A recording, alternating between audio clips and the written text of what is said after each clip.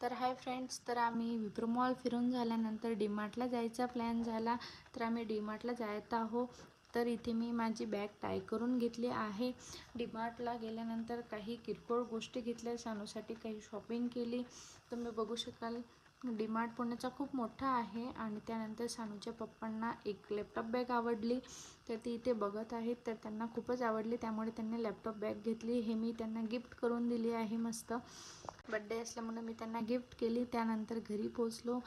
सानूसोबत थोडा time spend केला, कारण सानूचे पप्पा आज निघणार होते गावाकडे. त्यानंतर सानूच्या पप्पांना जायच्या आधी वडापाव खायचे होते, त्यांना खूप आवडतात. मग वडापाव आणलेत, छान वडापाव खाल्लेत.